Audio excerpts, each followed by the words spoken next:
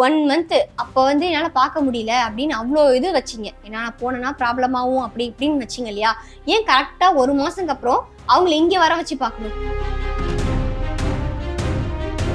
ஆண்டுட்டு இருக்கக்கூடிய நபர்கள் என்ன பண்ணிட்டாங்க, இது வந்து அரசியலாகவும் மாற்றிட்டாங்க. ஒருவேளை அந்த இறப்பு நடந்து ஒரு மிகப்பெரிய ஒரு அசம்பாவிதம் நடந்து முடிஞ்சிருச்சு. அவங்க ஊர்லயே ஒரு பிளேஸ்ல எல்லாரையும் மீட் பண்ணிருக்கலாமே. எதுக்கு அங்கேருந்து இங்க அவங்கள வர வச்சு பார்க்குறீங்க? அவர் வேணா சினி ஃபீல்டில் வந்து ஒரு பெருசாக மேலோங்கி இருந்திருக்கலாம். விஜய் வந்து இப்போ கத்துக்குட்டி தான், புதுசாக உள்ளே வந்திருக்காரு. அங்க போறதுக்கும் பயம், இங்க வந்து நான் கூட்டத்துல பேசுறதுக்கும் பயம்னா என்ன பண்ண முடியும்? எண்ணி மீறி அறியாமல் அந்த விபத்து நடந்துருச்சு, இதுக்கு முழு பொறுப்பு நான் கிடையாது, அரசாங்கம் அப்படின்னு சொல்லிட்டு அரசாங்கம் மேலேயும் குற்றம் சாட்டுவார். கவர்மெண்ட் மேல நம்பிக்கை இல்ல. நம்பிக்கை இல்லாம நான் சிபிஐக்கு போறேன் அப்படின்னு சொல்லி சொன்னாரு. ஆனா சிபிஐ என்ன பண்ணுச்சு? புசி ஆனந்த் மேலயும் நிர்மல்குமார் மேலயும் தான் வந்து கம்ப்ளைண்ட் போட்டிருக்கு. கவர்மெண்ட் மேலே ஏதாவது மிஸ்டேக் இருக்க வாய்ப்பு இருக்கும், இல்லை இதில் மூலமாக ஏதாவது சதி நடந்துச்சா அப்படிங்கிறது போக போக தான் வெளியில் வரும். இன்னைக்கு விஜய் கூப்பிட்டாருன்னு சொல்லி இன்னைக்கு இத்தனை பேர் கிளம்பி போகிறாங்க அப்படின்னா விஜய் மேலே இருக்கக்கூடிய ஒரு நம்பிக்கையோ ஒரு பாசமாகவும் இருக்கலாம். ஒருவேளை வந்து சினி ஃபீல்டில் அவர் எந்த அளவுக்கு ஒரு உச்சத்தில் இருந்தாலும் அதே உச்சத்தை தொடர்ந்து தான் இங்கே வந்திருக்காரு.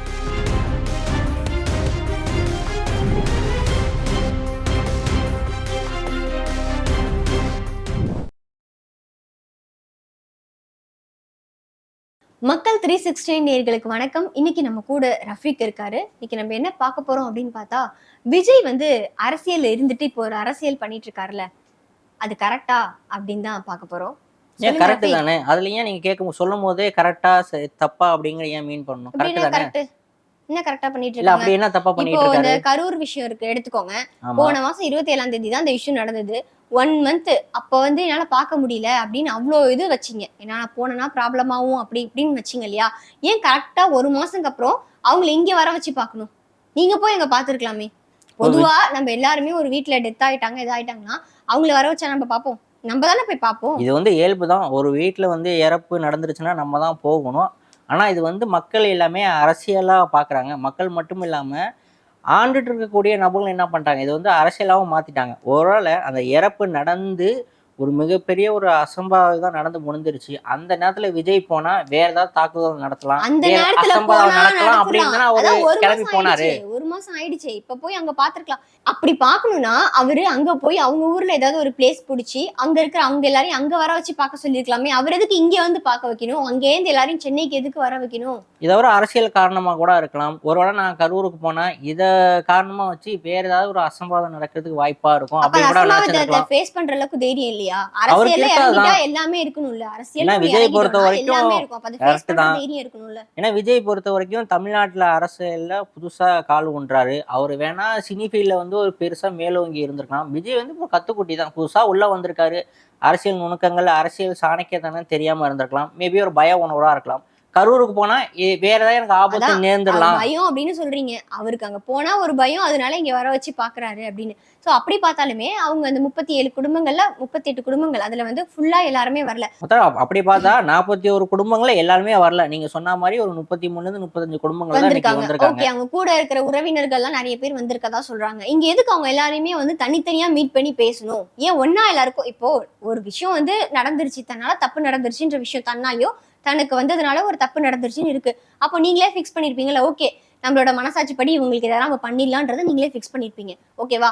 அப்ப அதை நீங்க அப்படியே கொடுத்துட்டு போயிடலாமே. எதுக்கு அவங்க எல்லாரையும் இங்க வர வச்சு ஒருத்தவங்க கிட்ட தனித்தனியா பேசி எதுக்கு அப்படி தனித்தனியா பேசணும்? ஒன்னா வர வச்சுட்டீங்க, ஒன்னா பேசி ஒன்னா முடிச்சு அனுப்பியிருக்கலாமே. ஏன் தனித்தனியா போய் பேசணும்? இப்போ நீங்க அந்த குறிப்பிட்டு சொன்ன 37 குடும்பங்கள் வந்து அவங்க மட்டும் வரல, அந்த குடும்பத்தை சார்ந்த மொத்த உறவினர்களும் தான் வந்திருக்காங்க. 235 பேர் வந்திருக்காங்க. அவங்கள போய் தனியா பாக்கணும் தான் நான் கேக்குறேன். மொத்தமா டோட்டலுக்கு கவுண்டிங் எத்தனை அப்படின்னா 235 பேர் வந்திருக்காங்க. வெறும் குடும்பத்துல இருந்து 1 2 பேர்லாம் வரல.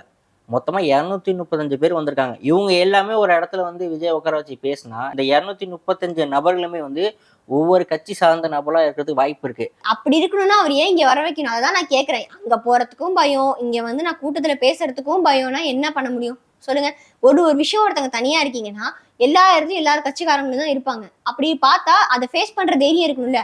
அங்கதான் போய் பேச முடியல, இங்க வந்து காமனா பேசிருக்கலாமே. அது ஏன் வந்து ஒருத்தவங்கள்ட்ட தனித்தனியா பேசணும் தான் நான் கேக்குறேன். மறுபடியும் நீங்க அதை சொல்றீங்க, இந்த கட்சி இருப்பாங்களோ அது இருப்பாங்களோ அதனால அப்படின்னு சொல்லிட்டு அவருக்கு நீங்க டோட்டலாவே சொல்றீங்க பயம் தான், வேற எதுவுமே ரீசன் கிடையாது. ஒன்லி அவர் பயத்தினாலதான் அங்கேயும் போல இங்கேயும் வந்து தனித்தனியா பேசினாரு, வேற எதுவுமே பேசிருக்க மாட்டாங்கன்றீங்க. இப்போ அந்த தனித்தனி குடும்பத்தை என்ன பேசியிருப்பாரு? இதுக்கு வந்து நான் காரணம் இல்ல. நான் சரியா தான் இருந்தேன். அரசாங்கம் வந்து எனக்கு வந்து ஒத்துழைப்பு குடுக்கல. காவல்துறை ஒத்துழைப்பு குடுக்கல. கூட்டம் அதிகமா வந்துருச்சு. நான் இதுக்கு முன்னாடியே குழந்தைகள், கர்ப்பிணி பெண்கள், வயசானவங்க, சின்ன சின்ன நபர்கள்லாம் வர வேணாம்னு சொன்னேன். வந்துட்டாங்க. என்னையும் மீறி அறியாம அந்த விபத்து நடந்துருச்சு. இதுக்கு முழு பொறுப்பு நான் கிடையாது. அரசாங்கம் அப்படின்னு சொல்லிட்டு அரசாங்கம் மேலேயும் குற்றம் சாட்டுவாரு. அதையும் தாண்டி இறந்து போன நபர்களுக்கு நான் இவ்வளோ லட்சங்கள அறிவிப்பு செஞ்சாரு. அதையும் தாண்டி இதன் பிறகு உங்களோட வாழ்வாதாரத்துக்கு நான் ஏதாவது உதவி பண்றேன் அப்படிங்கிறது ஒட்டு மொத்தமா இல்லாம தனித்தனியா சொல்றதுக்கு வாய்ப்பு இருக்கு. ஏன்னா, எனக்கு ஒரு தேவை இருக்கும். ஏன்னா நான் ஒரு குடும்ப சூழ்நிலை இருப்பேன். எனக்கு ஒரு விதமான தேவைகள் இருக்கும். அப்போ ஒவ்வொரு குடும்பத்திலயும் ஒவ்வொரு விதமான தேவைகள பூர்த்தி பண்றதுக்கு தனித்தனியா சந்திச்சு பேசுறதுக்கு கூட வாய்ப்பா இருக்கலாமே! இப்போ நீங்க என்ன சொல்றீங்கன்னா, தனித்தனியா ஒவ்வொருத்தவங்களுக்கும் ஒவ்வொரு தேவை இருக்கும். அந்த தேவைய வந்து நான் பூர்த்தி பண்றேன். அப்படின்னு இல்லாம இன்னொரு விஷயம் சொல்றீங்க. நீங்க வந்து என் மேல தப்பு கிடையாது. கவர்மெண்ட் மேல தான் தப்பு. ஆப்போசிட் கட்சி மேல தான் தப்பு. அவங்க தான் இப்படி பண்ணிட்டாங்க. நான் அவேர்னஸ்லாம் குடுத்துட்டேன். நீங்க தான் கரெக்ட்டா நடந்துக்கல. அப்படின்றத எக்ஸ்பிளைன் பண்ணி ஒவ்வொருத்தவங்களோட தேவைய வந்து சொல்றதா வந்து சொல்லியிருக்கீங்க. சரியா? இப்போ டிஎம்கே தானே வந்து மொத இந்த அவங்க தானே ஆட்சியில இருக்காங்க. ஆமா. அவங்க என்ன பண்ணாங்கன்னா, அவங்க இந்த கேஸ எடுத்து நாங்க நடத்துறோம் அப்படின்னு சொல்லி நடத்திட்டு இருந்தாங்க. இவருக்கு என்னாச்சு? கவர்மெண்ட் மேல நம்பிக்கை இல்ல. நம்பிக்கை இல்லாம நான் சிபிஐக்கு போறேன் அப்படின்னு சொல்லி சொன்னாரு. ஆனா சிபிஐ வந்தா நம்ம கட்சி வந்து சேஃப் ஆயிடும் அப்படின்னு அவர் நினைச்சிட்டு சிபிஐ கிட்ட போனாரு. ஆனா சிபிஐ என்ன பண்ணுச்சு? புசி ஆனந்த் மேலயும் நிர்மல் குமார் மேலயும் தான் வந்து கம்ப்ளைண்ட் போட்டிருக்கு. ஓகேவா? இப்போ சிபிஐயே அவங்க கட்சி மேல தான் கம்ப்ளைண்ட் போட்டிருக்கு. அதாவது அவங்க தான் ஃபுல்லா தப்பு பண்ணாங்கன்னு சொல்லல. ஆனா சிபிஐயுமே அவங்க பக்கம் தானே போட்டிருக்கு. அதாவது அந்த இடத்துல யார் இருந்தாங்களோ அவங்க தான் தப்பாவாங்க. மத்தவங்கள எப்படி நீங்க தப்பு சொல்ல முடியும்? இப்போ ஒரு இடத்துல வந்து ஒரு விரும்பத்தகாத ஒரு நிகழ்வு நடந்து 41 நபர் வரைக்கும் இறந்து போயிட்டாங்க.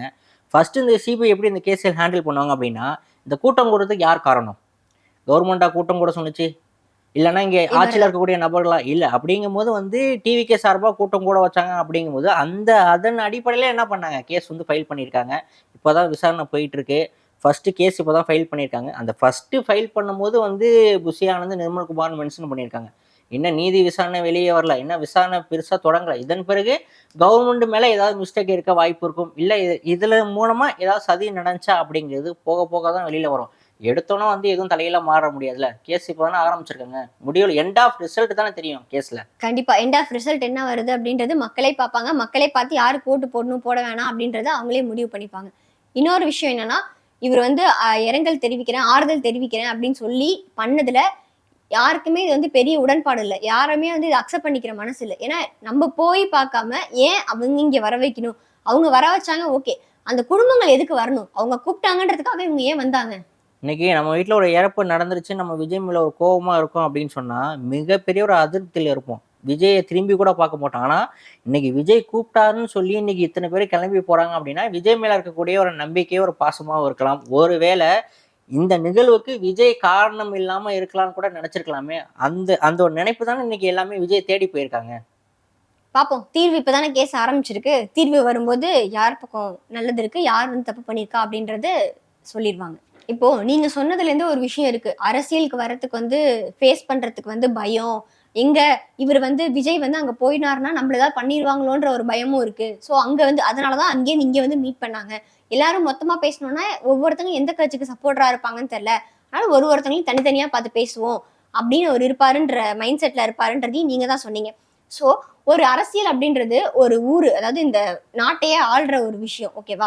அப்படி இருக்கிறவங்களுக்கு எந்த அளவுக்கு ஒரு பவர் இருக்கணும், எந்த அளவுக்கு தைரியம் இருக்கணும். அதெல்லாமே ஃபேஸ் பண்ற அளவுக்கு தைரியம் கண்டிப்பா இருக்கணும்ல. அதெல்லாம் இல்லாத ஒருத்தர் எதுக்கு அரசியலுக்கு வரணும்? விஜய் அப்படின்னா எல்லாருக்குமே ஒரு புடிச்ச ஒரு பெர்சனா இருந்தாரு. மிகப்பெரிய ஃபேன். அவருக்கு வந்து பயங்கர ஃபேன் பேஜ் ஒண்ணு இருந்தது. அவர் ஒரு நல்ல ரேஞ்ச்ல, சினி ஃபீல்ட்ல அப்படி இருந்தவரு.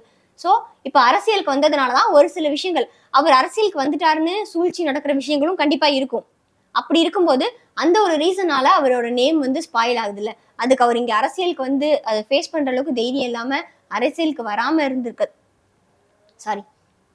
அப்படி ஒரு இத ஃபேஸ் பண்ணி அவரால போராட முடியலன்னா, எதுக்கு அரசியலுக்கு வந்திருக்கணும்? அதுக்கு அவர் சினிமாலயே இருந்திருக்கலாம்ல. இப்ப நீங்க பேசும்போது ஒரு வார்த்தைய வந்து லாஸ்ட்டா குறிப்பிட்டீங்க.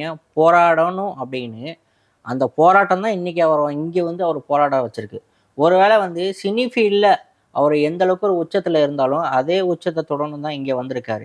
ஏன்னா, தனக்குன்னு ஒரு மிகப்பெரிய ஒரு டீம் வந்து கிரியேட் பண்ணிட்டாரு. இன்னைக்கு இங்க யாருங்க இருக்கா தமிழ்நாட்டுல? யார் ஆண்டுட்டு இருக்கா? எல்லாமே சினி ஃபீல்ட்ல தானங்க இருக்காங்க. கலைஞர் யாரு? சினி ஃபீல்டு தான். உதயநிதினி யாரு? சினி ஃபீல்டு எல்லாரும் தான். சினி ஃபீல்டு தான். அடுத்து வரக்கூடிய வாரிசு சினி ஃபீல்ட நோக்கி தான் போறாரு. ஏன் மு.க. ஸ்டாலினே 2, 3 படம் நடிச்சிருக்காரு. அப்போது தமிழ்நாட்டில் தொடர்ச்சியாக ஆளக்கூடிய நபர்கள் யாராக இருந்திருக்காங்க? சினி ஃபீல்டு தான். ஏன் மறைந்த அம்மையார் ஜெயலலிதா சினி ஃபீல்டு நடிகை தான். அதுக்கு முன்னாடி இந்த கட்சியை தொடங்கின ஏடிஎம்கே கட்சியை தொடங்கின நபர் யார்? எம்ஜிஆர். அவரும் சினி ஃபீல்டு தான். அப்போ இங்க தொடர்ச்சியாக நம்ம சினி பார்க்கும்போது ஃபீல்டுல வரவங்க வந்து சாதிக்க மாட்டாங்க அப்படின்னு சொல்லல. அதை ஃபேஸ் பண்ற அளவுக்கான அந்த தைரியம் ஏன் இல்ல? அதை நான் சொல்லல, நீங்களே தான் சொன்னீங்க அவர் வந்து பயப்படுறாரோ, அங்க போனா அவருக்கு பயமா இருக்குமோ, அதை ஃபேஸ் பண்ண முடியாதோ அப்படின்றத நீங்க சொன்னீங்க. அதுதான் நான் கேக்குறேன். ஃபேஸ் பண்ண முடியாதவங்க எதுக்கு வரணும்? எல்லாமே ஒரு அனுபவம் தான். எல்லாமே இப்போ விஜய் இன்னைக்கு சினி ஃபீல்டில் உச்சத்துக்கு தொட்டிருக்காரு அப்படின்னா அனுபவம் இல்லாமல் உச்சத்துக்கு போயிட்டாரா? அப்போ இன்னைக்கு புதுசு அவருக்கு வந்து இந்த காலம் வந்து ஒரு புதுசு. ஏன்னா தமிழ்நாடை பொறுத்த வரைக்கும் வந்து சிங்கம், புலி, நரி இந்த மாதிரி தந்திரமான அரசியல் சூழ்நிலை இருக்கும்போது இந்த வேலை அவருக்கு போகிறதுக்கு கொஞ்சம் காலதாமதம் எடுக்கலாம். எடுத்தோன்னே அவரால் உச்சத்தில் வர முடியாது. இன்னைக்கு 41 குடும்பம் நம்ம சொல்கிறோமே, இதே மாதிரி கும்பகோணத்தில் அம்மையார் ஜெயலலிதா மகமா குளத்தில் நீராட வரும்போது அந்த அம்மையாரை பார்க்க வந்து அந்த நீரில் மூழ்கி குடும்பங்கள் எத்தனையோ பேர் இறந்து போனாங்க. அந்த அம்மையாரை பார்க்க வந்த கூட்டம் அந்த வேலி சாஞ்சு அந்த குளத்துல அமைங்கி எத்தனையோ நம்மளை இறந்து போனாங்க. அப்போ அவங்க அன்னைக்கு ஃபேஸ் பண்ணாத ஒரு நிகழ்வா? அவங்க மேலே அவ்வளோ நபர் சேர வாரி பூசினாங்க. இந்த அரசியலுக்கே லாய்க்கு இல்லாத ஒரு நபர் இவ்வளோ குடும்பங்களை வந்து இறப்புக்கு காரணம் அப்படின்னு. எல்லாமே வந்து அரசியல் சூழ்நிலை ஒரு காரணம் தான். அப்போ விஜய் என்ன பண்ணுவார்? இதெல்லாம் கற்றுக்கிட்டு ஹேண்டில் பண்ணிட்டு இனி வரக்கூடிய காலங்களில் அவரோட நிகழ்ச்சியை வந்து எந்த ஒரு விரும்பத்தகாத நிகழ்வு நடக்காத அளவுக்கு அடுத்தடுத்து அவர் கொண்டு போவார். ஆனால் இப்போவும் சொல்கிறேன், தமிழ்நாட்டில் விஜய்க்குன்னு சொல்லிட்டு மிகப்பெரிய ஒரு ஃபேன் பேஸ் இருக்குது. அதை வந்து யாராலையும் உடைக்கவே முடியாது. என்ன ஒரு சின்ன சின்ன ஒரு சர்க்கிள் ஒரு சரியான அவரோட வியூகம் அமைச்சிட்டாரு அப்படின்னா அவர் வெற்றி நோக்கி கண்டிப்பாக போவார். இன்னைக்கு தமிழ்நாட்டை பொறுத்த வரைக்கும் ஏடிஎம்கே டிஎம்கே தாண்டி மூன்றாவது ஒரு அணி வேணும் அப்படின்னு மக்களும் எதிர்பார்த்துட்டு இருக்காங்க. அது மேபி விஜயா கூட இருக்கலாம். பொறுத்திருந்து பார்ப்போம். 2026 சட்டமன்ற தேர்தல் எந்த நகர்வை நோக்கி போகும், யார் வெற்றி வாய்ப்பை அள்ளுவா, யார் பக்கம் வெற்றி வாய்ப்பு இருக்கு அப்படின்னு. இதே மாதிரி மேலும் சுவாரஸ்யமான தகவலை தெரிஞ்சுக்க எப்போதுமே நம்மளோட சேனலை இணைஞ்சிருங்க. Stay tune.